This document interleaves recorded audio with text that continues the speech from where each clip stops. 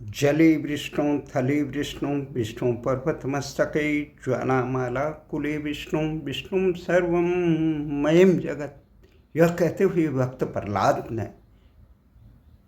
अपने पिता हिरण्यकश्यप के तमाम अत्याचारों को सहते हुए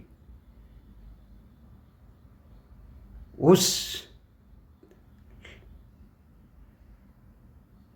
लाल बने विशाल मृत्यु के भुज खंभे को आलिंगन कर लिया कि हे पिताजी, संसार में उन्होंने कहा कि अब कहाँ है तुम्हारा विष्णु। तो उसने कहा, प्रहलाद ने कहा, हरि वत्सल, जले विष्णु थले विष्णु विष्णु पर्वतमस्तके ज्वालामाला कुले विष्णु विष्णु सर्वमय जगत। मेरे तो कण कण में, सारे सृष्टि के कण कण में विष्णु है। वो हर जगह विद्यमान है। वो अन्याय के हर उसके खिलाफ है।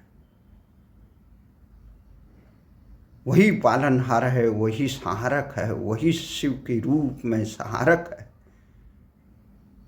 वही सृजन करता है। जब अहंकारी हिरण्यकश्यप ने कहा कि मैं तुम्हारे पिताजी हूँ, मैं तुम्हारा सब कुछ भगवान हूँ, तुम ये विष्णु को क्यों मान रहे हो, और उस पर नाना प्रकार के अत्याचार रहे, उन अत्याचारों से विचलित न होकर उसने यही कहा, पिताश्री, आप में भी भगवान कृष्ण। और वो तपते हुए खंभे में चिपट पड़ा, जिस पे भगवान नरसिंह अवतार का प्रकट हुआ। उसी भगवान विष्णु के तमाम अत्याचार सहते हुए उस भगवान विष्णु को साक्षी मान के, सूर्य सृष्टि के अनंत कोटि ब्रह्मांड का पालनहार मान के, रचनाकार मान के, सृष्टि प्रदाता मानकर अपने तमाम दुखों को दरकिनारे करते हुए भगवान विष्णु की भक्त तुलसीराम मौर्य दशकों से इस सृष्टि की मोक्ष भूमि साक्षात वैकुंठ धाम बद्रीनाथ धाम में हर कई वर्षों से 2010 वर्ष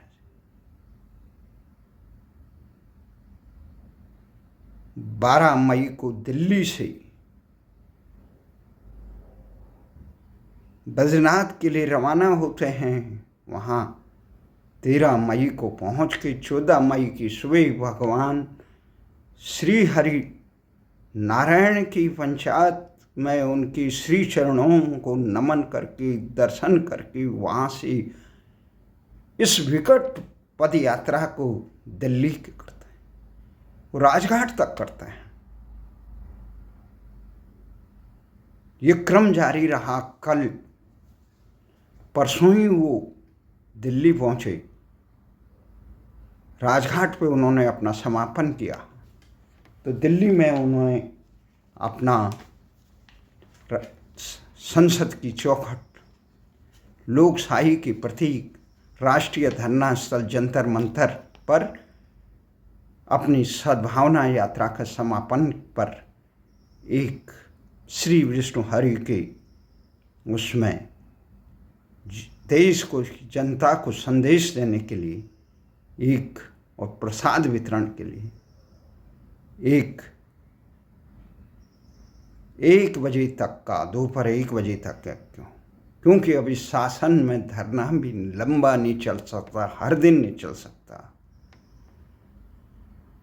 उन्होंने एक धरना दिया जिसमें उनके साथ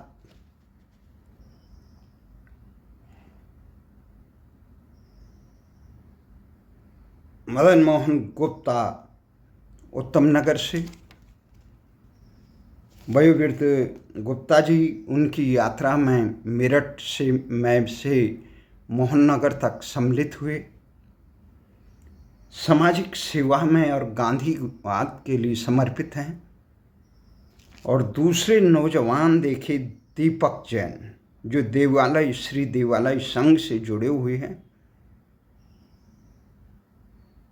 वो भी आए, वो समर्पित हैं राष्ट्र के प्रति।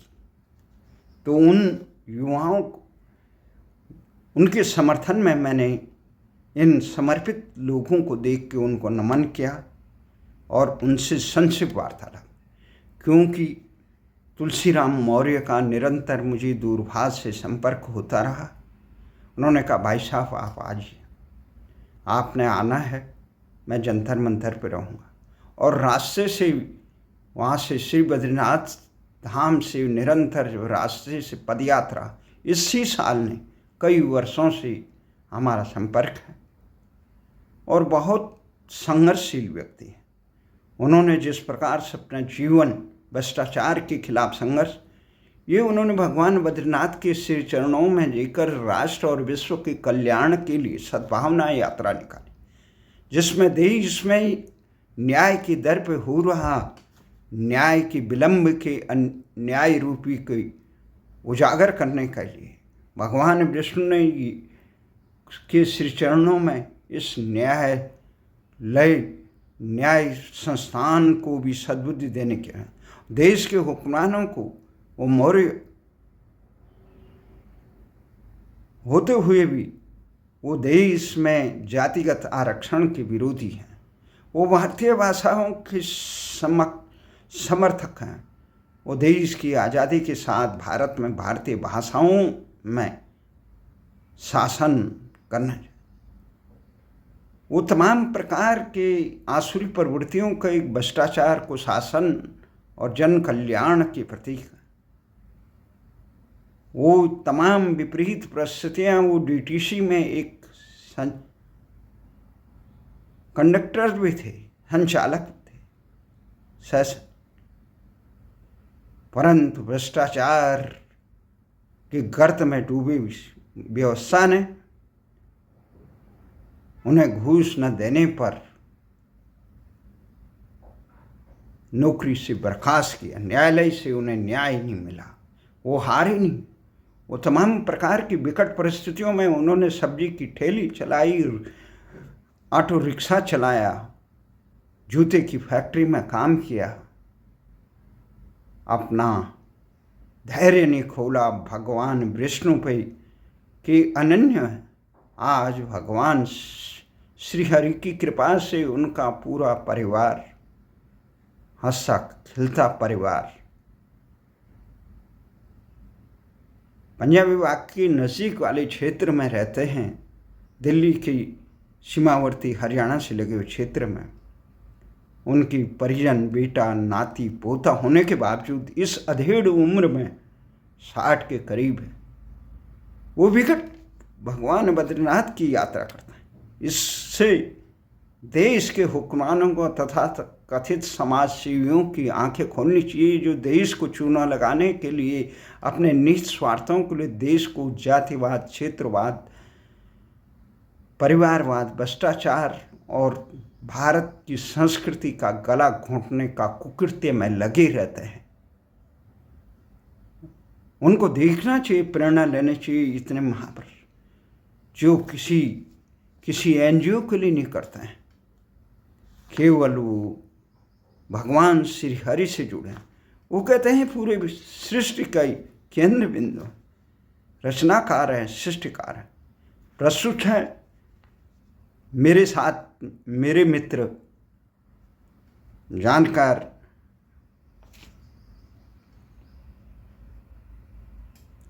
यूएनआई समाचार सेवा में लंबे सालों तक कार्यरत रही बिहार निवासी झा भी धरनास्थल पर गए। वो भी खुश हुई और हमें भगवान श्री हरि का प्रसाद दिया।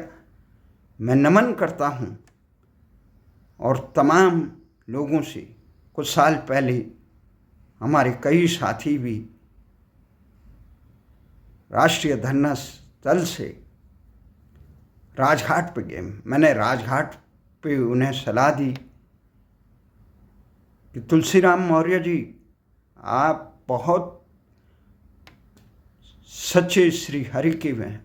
आप वासुदेव सर्वम सर्वभूत हिते रता के लिए कार्य करते हैं। आप गांधी की समाधि हमारे यहाँ समाधियों में जाने का नहीं। देश की लोकशाही का प्रतीक संसद है। संसद के द्वार पे भले ही उन्होंने मेरी ये बात नहीं मानी, परंतु उसको आंशिक रूप से स्वीकार करते हुए राष्ट्रीय धरना स्थल जंतर मंतर पर वो एक दिन बाद आते हैं और वहाँ पे प्रसाद वितरण करते हैं। वो प्रसाद उन्होंने मुझे दिया, श्री हरि का, मैंने अपने पूरे परिवार में वितरण किया और साथियों को भी बांटा। प्रेस क्लब ऑफ इंडिया संसद के चौखट पर मैं नमन करता हूँ उन तमाम ऐसी महापुरुष तुलसीराम मौर्य का, साधुवाद देता हूँ उनके परिवार को। उनके इस अभियान में वे सहभागी बनते हैं, अपना सहयोग देके।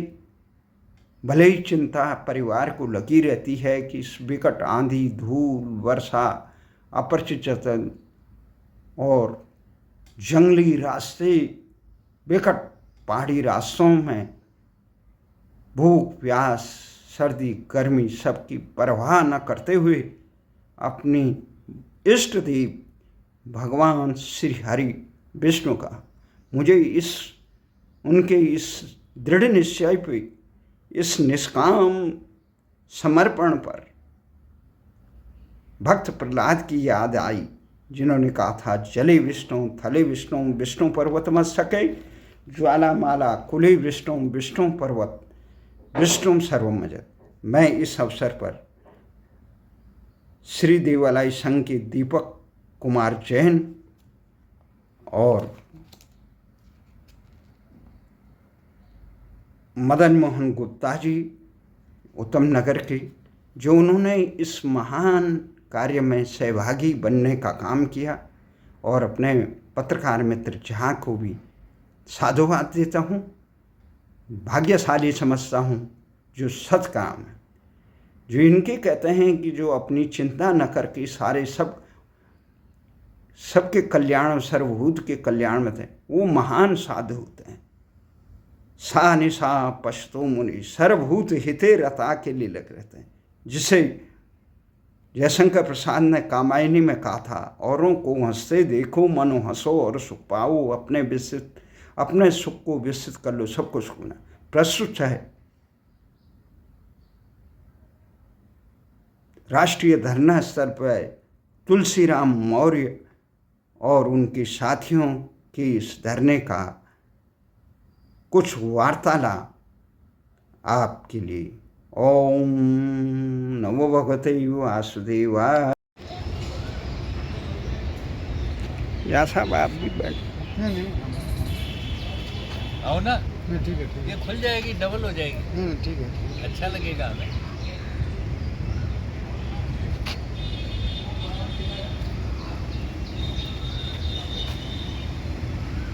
बद्रीनाथ धाम से 14 तारीख से चले हैं। आज कल पैदल आए हैं। हाँ, पैदल आए हैं। कल यात्रा पूरी हुई है 29 मई को। और उसके बाद एक दिन का उपवास करते हैं। ये इनका उद्देश्य ये है, यदि देश का सैनिक ही सुरक्षित नहीं है तो हम कैसे सुरक्षित हो सकते हैं? सैनिक कैसे नहीं सुरक्षित है? जैसे सैनिकों पर भी पथराव होते हैं, जो पत्थरबाजी होती है, जो आतंकी हमले होते हैं, जो नक्सली हमले होते हैं, ये सब पर सख्त से विराम लगना चाहिए। मैंने दिल्ली में अपने सिपाही भाइयों को लहूलुहान होते देखा है। मैंने जम्मू कश्मीर में कई जगह, बहुत सी जगहों पर हमारे अपने सैनिक भाइयों को लहूलुहान होते, पत्थरबाजी लहूलुहान होते देखा है। तो इसलिए मेरे अंदर से भावना जाती है। और मैंने लेख लिखा था इसी बात को लेकर। ये देखिए आप, मैंने लेख लिखा था इसी बात को लेकर, देश ऐसा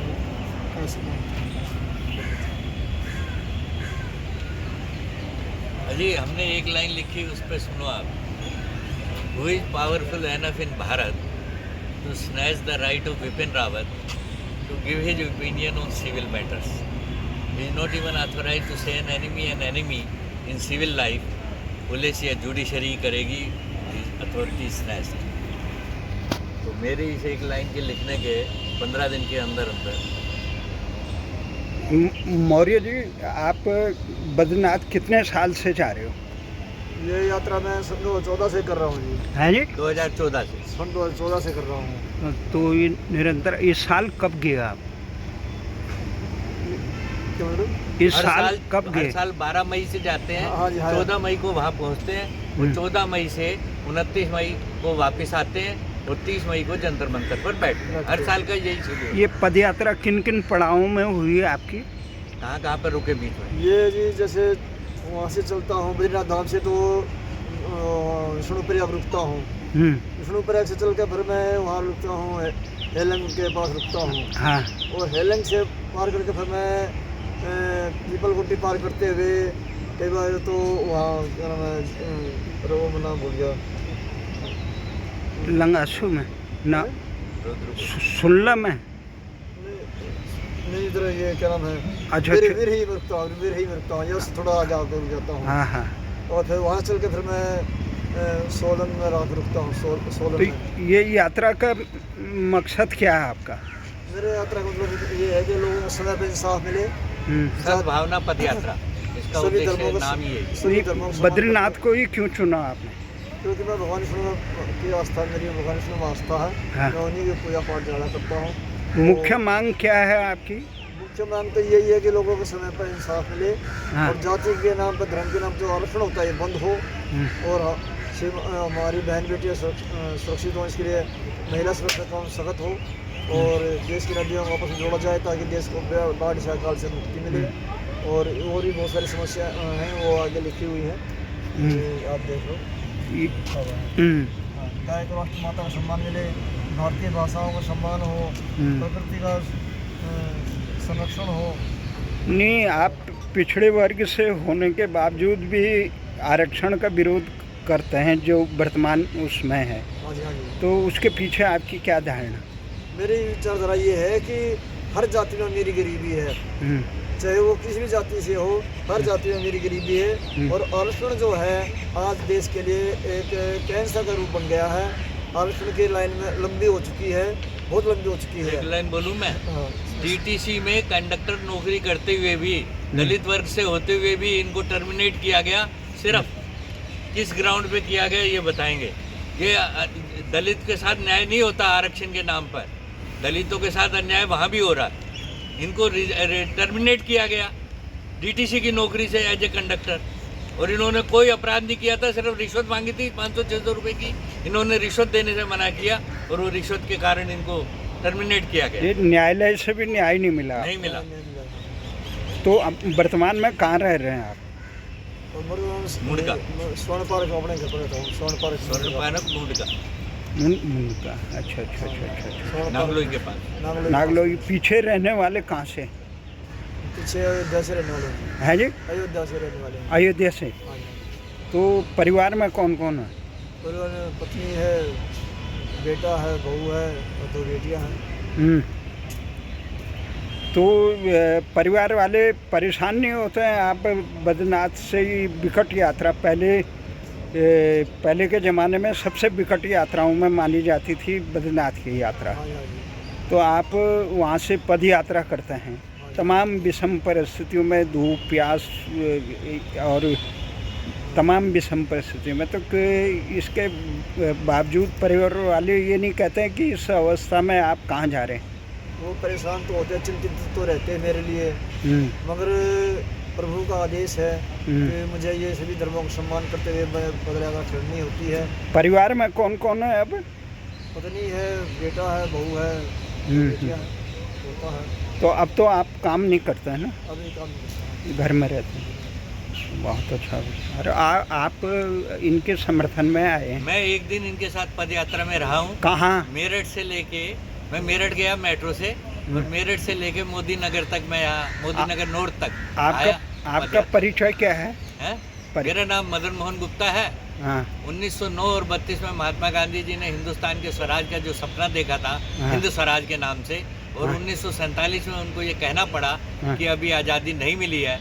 ये इस देश का दुर्भाग्य है कि 80 साल बाद भी उस विषय पर चर्चा नहीं होती। हम उसके लिए चरखे का भावार्थ बता रहे हैं। गांधी जी के 4 आप दिल्ली में कहाँ रहते हैं? दिल्ली में कहाँ रहते हैं? मैं दिल्ली में उत्तम नगर दिल्ली रहता हूँ। उत्तम नगर में रहता हूँ। उत्तम नगर पश्चिम मेट्रो स्टेशन के पास। अच्छा अच्छा अच्छा। कार्य क्या करते हैं?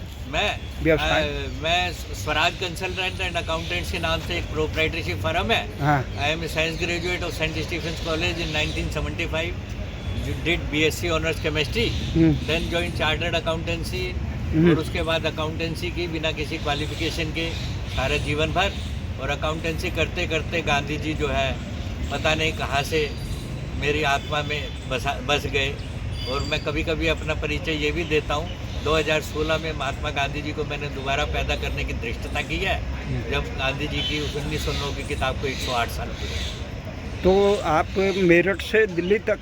मेरठ से मैं आया मोदी नगर तक। मोदी नगर तक? हाँ, मोदी नगर, क्योंकि मेरे को मदन मोहन मालवीय सदन में हाँ। उस दिन वीर सावरकर जी की जयंती मना रहे थे। हाँ। मुझे लगा कि मेरा विचार वहाँ भी जाना चाहिए। हाँ। मैं वहाँ उस कार्यक्रम को अटेंड करने के लिए, वैसे मुझे दिल्ली तक आना था मेरठ से, लेकिन मैं फिर उसके लिए। तो तुलसी राम जी कब मिले आपको? तुलसी राम जी को 12 मई को मैंने यहीं से जंतर मंतर पर यहीं बैठ नहीं, पहले मुलाकात कहाँ? मैं 5-6 साल से मिला हूँ, हाँ। लेकिन ज़्यादा संपर्क अभी इसी यात्रा से ही। अच्छा, इसी यात्रा से होता। आपके परिवार की क्या है? मेरे परिवार में आप सीए हैं? हाँ, मैं सेमी क्वालिफाइड चार्टर्ड हूँ, और मेरे परिवार में मैं 95 से अलग रह रहा हूँ। 95 में 2 लाइनों का फैक्स भेजकर हिलरी क्लिंटन को गांधीवाद उत्तम नगर में कहाँ पे रहते हैं? उत्तम नगर पश्चिम मेट्रो स्टेशन के पास ही शुक्र बाजार है, मेट्रो स्टेशन। हाँ, जागरण चौक के पास भी मेरा। आप? जय हो माता पिता की। हाँ। मैं श्री देवालय संघ से दीपक कुमार जैन, और आज जो हमारे मित्र तुलसी राम मौर्य जी, जो श्री देवालय संघ में संस्कृति रक्षक के रूप में कार्य कर रहे हैं, और जिन्होंने इस समाज में संस्कार व संस्कृति को पुनर्स्थापित करने के लिए विभिन्न आदर्श मांगों को समक्ष रखते हुए देश को एकजुटता की तरफ लेकर बढ़ रहे हैं। और ये प्रेरणा हमारे डॉक्टर वेद प्रकाश गुप्ता जी, जो श्री देवालय संघ के संस्थापक हैं, और जिनकी एक ही पीड़ा है, मेरा राष्ट्र शक्तिशाली बने, मेरा राष्ट्र समृद्ध हो, और उस उद्देश्य से दिन रात लगे रहते हैं, एक अथाह चिंतन के साथ और अथाह भक्ति, श्रद्धा, समर्पण और उत्साह के साथ। आपका कार्य क्षेत्र क्या है? मैं वर्तमान में श्री देवालय संघ में संस्कृति रक्षक के रूप में कार्य कर रहा हूँ। अच्छा, संस्कृति कहाँ पे है ये? ये west Punjabi Bagh metro station, 17A/35 metro pillar 113 के सामने। तो राष्ट्र की सबसे गंभीर समस्या क्या है इस समय? जो राष्ट्र में संस्कार व संस्कृति का विलुप्तीकरण हो रहा है, उसका कारण क्या है?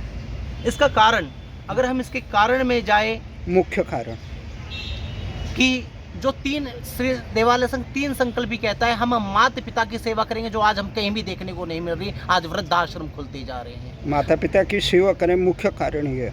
अगर 3 संकल्पों पर व्यक्ति स्थित हो जाए, तो मैं कहता हूँ संस्कार भी आएगा, संस्कृति भी आएगा, और समाज शक्तिशाली भी बनेगा। संस्कार किससे आएगा? जब परिवार से। हम माता पिता की सेवा करेंगे, बहन बेटी का सम्मान करेंगे, पति पत्नी व्रत का पालन करेंगे, इससे आएगा परिवार में संस्कार। दूसरा, जब हम मानेंगे हम सब एक ही परम पिता की, परमात्मा के संतान हैं, हम किसी से भी जात पात, ऊंच नीच, धर्म के नाम पर भेदभाव नहीं करेंगे, तो इससे आएगी संस्कृति। अच्छा।